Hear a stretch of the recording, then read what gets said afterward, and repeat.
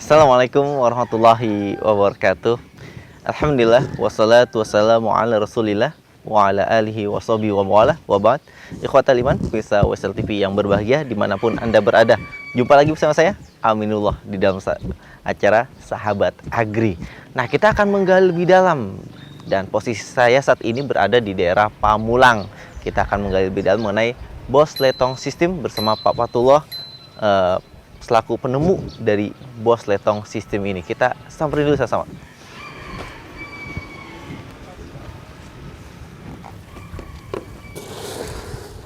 Assalamualaikum. Waalaikumsalam.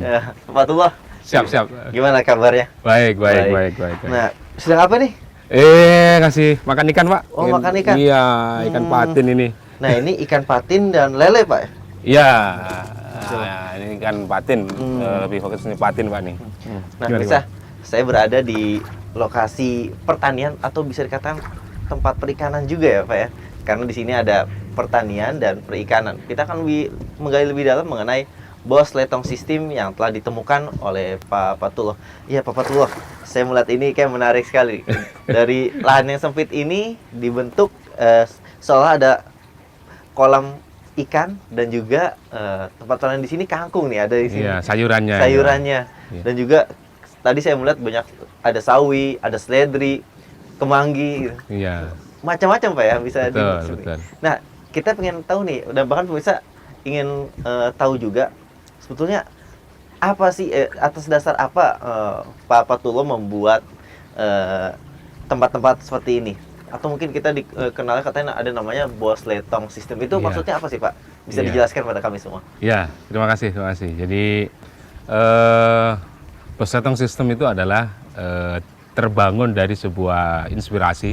Yang pasti inspirasinya adalah bagaimana menyatukan antara beberapa pola tanam. Pertama, pola tanam ini adalah pertama kita nanam ikan, baru nanti kita satukan dengan pola tanam pertaniannya.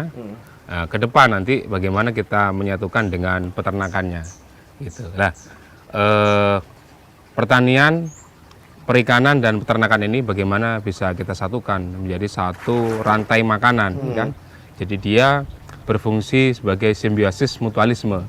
Nah, simbiosis mutualisme ini saling menguntungkan. Maka harapannya adalah ketika satu sistem ini saling menguntungkan, maka harapannya menimbulkan satu harapan.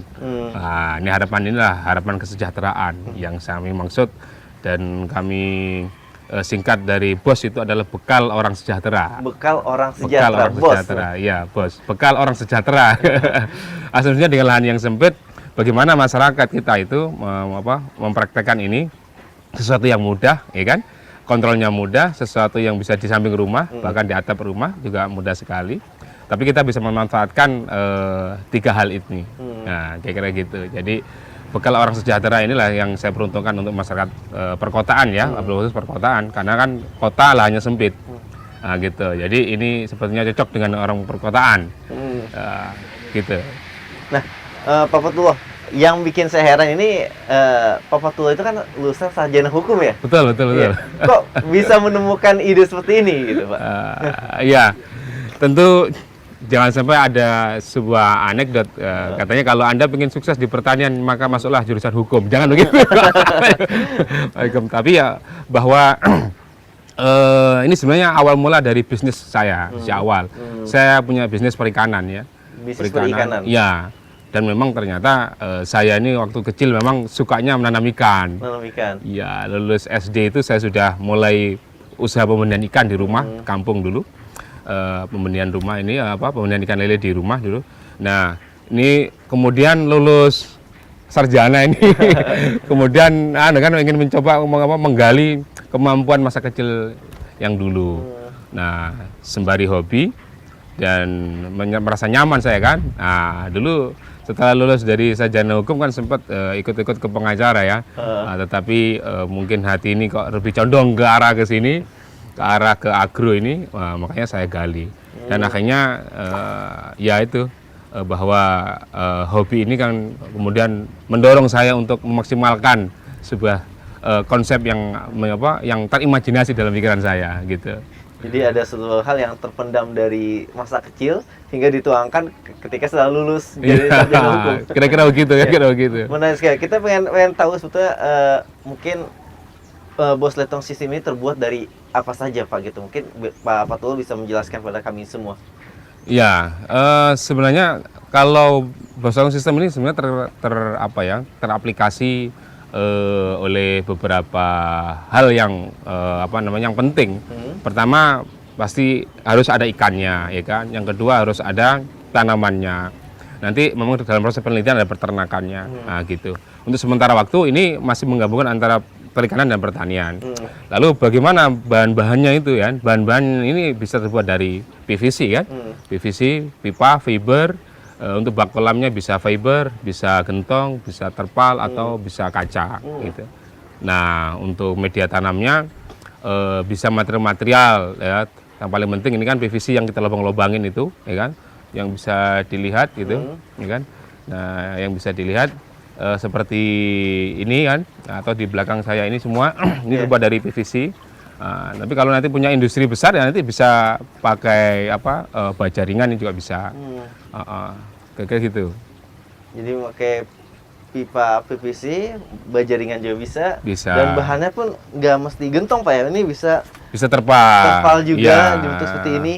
Bahkan ini 2 rak ya. Ini 2 rak ini sebuah gambaran. Saya ingin dengan lahan yang sempit ini, gimana caranya 2 raknya juga sudah bisa kita manfaatkan. Bahkan sampai 3 rak bagaimana caranya. Iya gitu kan. 2, 3 bahkan 4 mungkin. Iya, itu nanti tinggal mengaturnya saja gitu. Gitu.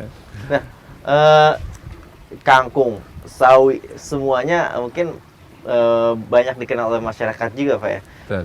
Atau mungkin bisa jadi semacam tumbuh-tumbuhan yang lain bisa juga diaplikasikan dengan metode seperti ini Pak. Betul, saya kira semua tanaman ini bisa. Jadi gambarannya adalah bagaimana caranya air ikan itu adalah kan basisnya pupuk kan, basis nutrisi yang untuk memberikan nutrisi pada tanaman.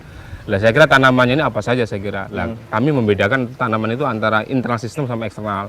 Kalau internal sistem itu yang memang aliri oleh debit air yang cukup seperti ini kan. Nah, kalau nanti yang kita akan lihat beberapa tanaman yang eksternal sistem seperti cabai, tomat, ya kan, terong. Nah, itu yang cukup dengan tetesan air saja gitu. Nah, oleh sebab itu saya kira semua tanaman bisa, tinggal mengatur medianya kecil atau besar, ya kan? Nah, tinggal diatur itu aja, kira-kira gitu. Iya. Nah, kalau di sana saya lihat masih ada yang lagi tahap proses pembuatan Pak ya. Iya. Kita bisa melihat mungkin Pak. Boleh. Ayo. Kita lihat Pak.